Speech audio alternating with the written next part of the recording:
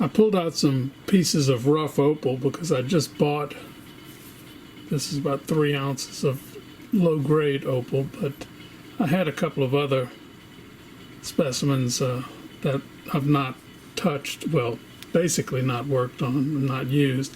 The first one is this one. It's got to be about a pound. I've never weighed it because I don't think there's much to weigh. This is common opal potch, pure potch. I think I did buy this for about $50, or maybe it was $20. I don't know. And some years ago, I polished it. I guess just as an example of potch. You can see the irregular surface. And since I've polished the surface, you can't see the natural breaks. When opal breaks, it breaks like glass, and as you can see, you get a little bit of that smooth. It's a conchoidal fracture pattern that is characteristic of glass and other non-crystalline substances. What we have on the surface is a great example of crazing. Crazing consists of sort of a network of superficial cracks. When the opal dries out, if it's left in a relatively harsh environment, this can result. It doesn't happen with most opal, but it can happen. And I've found that it seems to occur mostly in lower grade opals. Actually, cracking is more common. And we can see, well, I think that's still part of the crazing. I don't see any real cracks here, but there's the surface, the so-called sandstone, which is the background matrix. It's really clay stone. And there are lots of other ways to characterize it geologically. And I'm not a geologist, but it's considered to be clay stone. So this is a real nice example of crazed potch. That sounds like something for a horror movie. Crazed potch. This is a nice specimen that's got color, and it's got the background matrix clay stone or sandstone.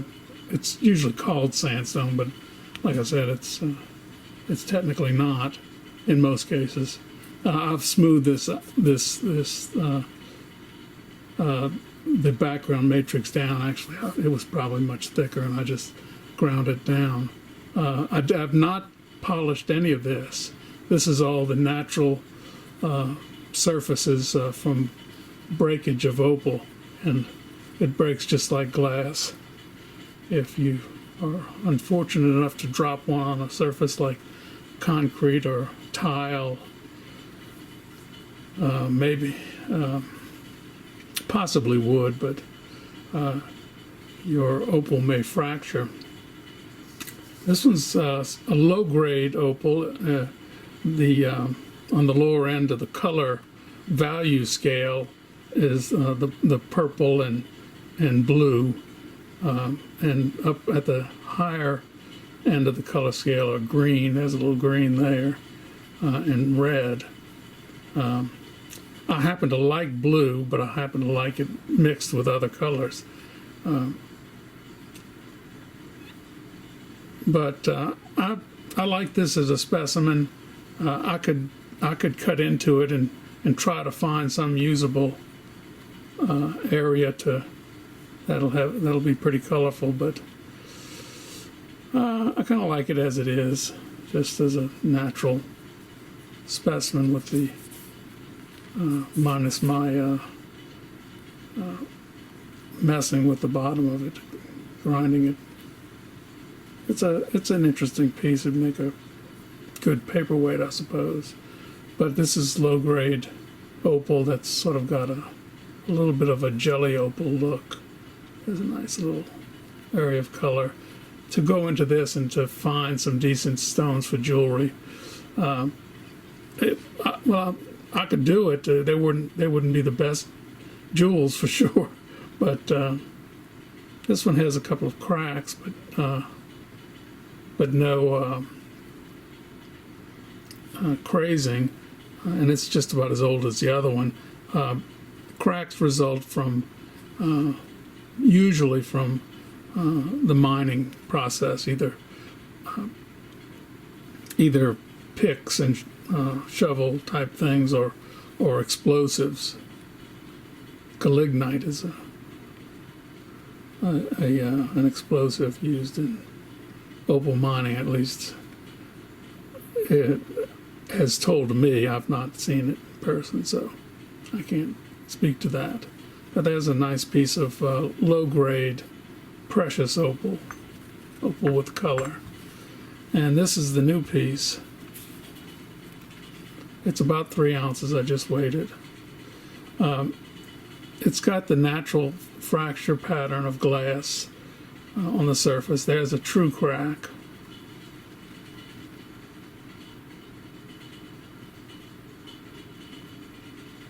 And I bought this at a relatively low price because it's relatively low-grade opal. This side has a frosted look, like the person who owned it must have gone over this with, it would be flat if it done on a grinding wheel. So I suspect that this is sort of a hand tool, like a Dremel tool or flex shaft machine. It does have some color bars. If you look at these color bars, see, I might have to zoom in. But that's a nice little color bar. It has the appearance of jelly opal. That is, it almost appears that the color is suspended in a gelatinous matrix. This frosted area is difficult to assess. I might polish that. Over here, it's light potch. There's a crack, and of course, on both sides we have the sandstone. This is called seam opal. This formed in a seam between two layers, or just in a crevice within the background matrix, which is claystone. So that's all that I have. I might be working on this, and I might try to get something out of this. It's really just for my own amusement. I don't expect any stunning discoveries here, but you honestly never know. I mean, even this massive crazed potch might possibly have some precious opal in the middle, and something like this, I've seen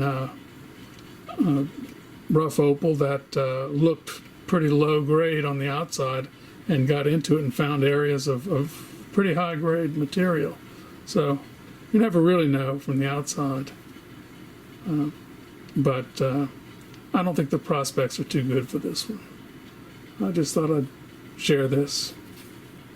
This is low grade mostly, or no grade common opal, rough opal.